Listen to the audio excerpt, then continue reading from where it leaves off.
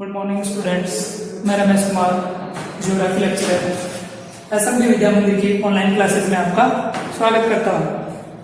आज हम geography lesson 6 विश्व मानव अधिवास में नगरीय अधिवासों का वर्गीकरण किस प्रकार से किया गया है या नगरीय अधिवासों के वर्गीकरण के कौन कौन से आधार हैं, उन आधारों का अध्ययन करेंगे। नगरीय किसी भी क्षेत्र को नगरीय अधिवास घोषित करने के लिए 4 प्रकार के प्रमुख आधार तय किए गए हैं। पहला है जनसंख्या का आकार, दूसरा है मानव अधिवास और मानव व्यवसाय, और तीसरा आधार है उस स्थान का प्रशासनिक ढांचा, और चौथा है आवश्यक दशाएं। सबसे पहले जनसंख्या का आकार।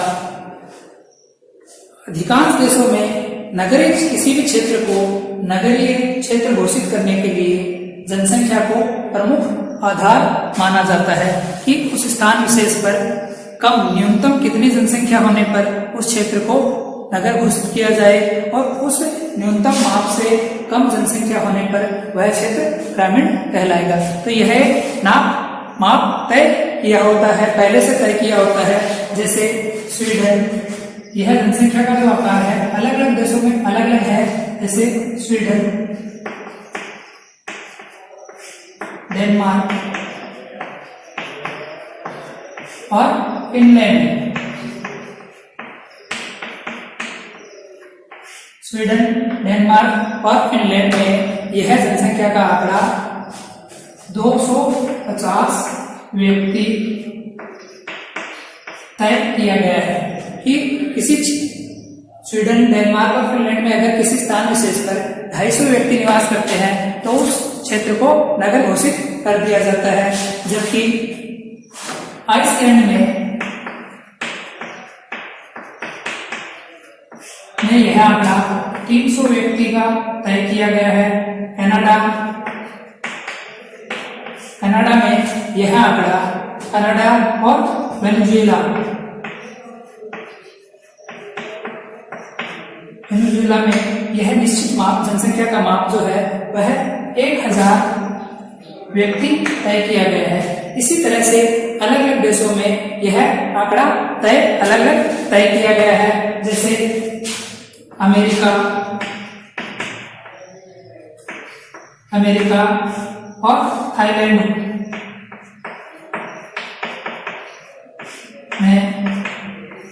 2500 व्यक्ति यह आंकड़ा तय किया गया है। जापान में 3000 व्यक्ति न्यूनतम तय किया गया है। तो इन स्थानों पर विश्व के इन अलग अलग देशों में किसी स्थान विशेष पर न्यूनतम जनसंख्या इससे अधिक है तो उस क्षेत्र को नगर घोषित किया जा सकता है। भारत में यह आंकड़ा 5000 व्यक्ति तय किया गया है कि इसी स्थान पर 5000 व्यक्ति है भारत में, तो उस स्थान को नगर घोषित कर दिया जाता है। किंतु भारत में इसके साथ एक शर्त और रखी हुई है कि उस स्थान विशेष का जो जनघनत्व है, उस स्थान का जनघनत्व है वह 400 व्यक्ति प्रति वर्ग किलोमीटर होना आवश्यक है।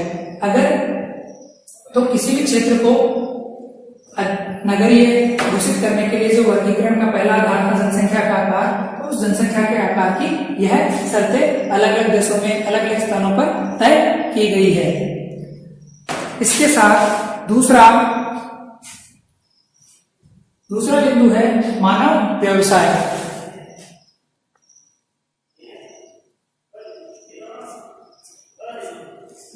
मानव व्यवसाय या व्यवसायिक संरचना।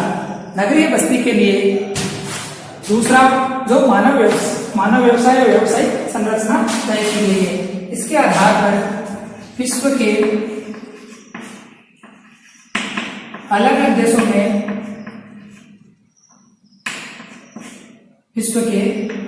देशों में यह आंकड़ा भी अलग अलग तय किया गया है। अलग अलग देशों में तय किया गया है।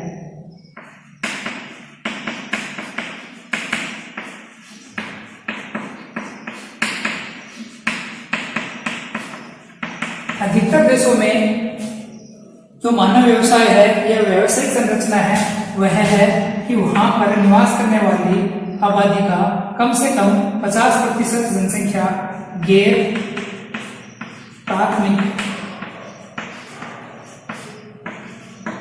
क्रियाकलाप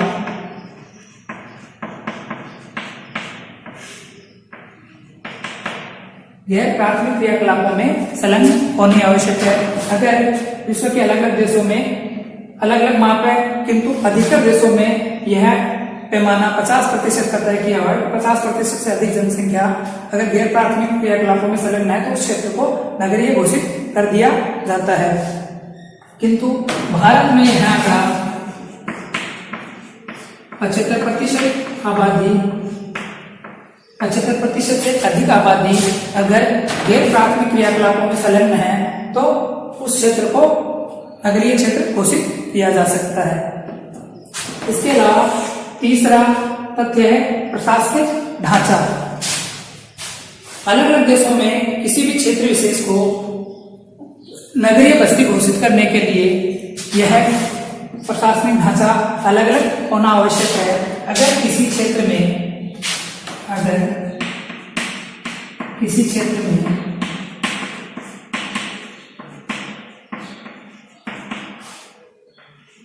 नगरपालिका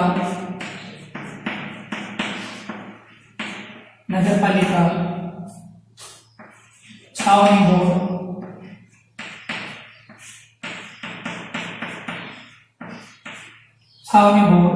या अन्य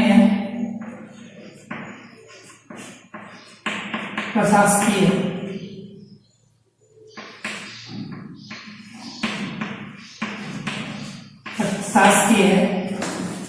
सुविधाएं उपलब्ध हो तो उस क्षेत्र को नगर घोषित किया जा सकता है। चौथी, किसी भी क्षेत्र को नगरीय अधिवास में वर्गीकृत करने की चौथी दशा है आवश्यक दशाएं। आवश्यक दशाओं में संबंधित होता है वह क्षेत्र किन अन्य आवश्यक दशाओं से संबंधित है। जैसे कोई क्षेत्र पर्यटन की दृष्टि से महत्वपूर्ण है और वहां पर काफी संख्या में पर्यटक आते हैं तो उस क्षेत्र को नगर घोषित किया जा सकता है। उसके अलावा वहां पर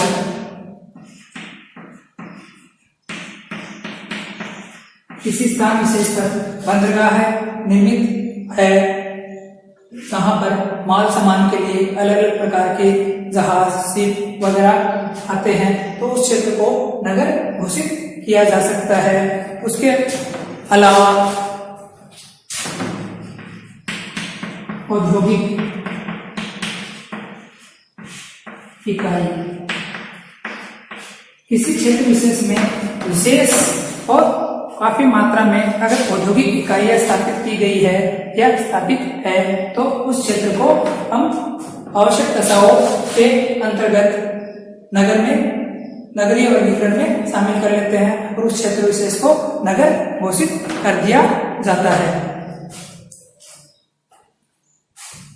आज के वीडियो में बस इतना ही। अगले वीडियो में हम नगरों के प्रकारों के बारे में चर्चा करेंगे। जिस प्रकार से अलग अलग ग्रामीण अधिवासों के प्रतिरूप थे उसी तरह से नगरों के भी कुछ प्रकार है तो हम नगरों के उन प्रकारों पर चर्चा करेंगे। धन्यवाद।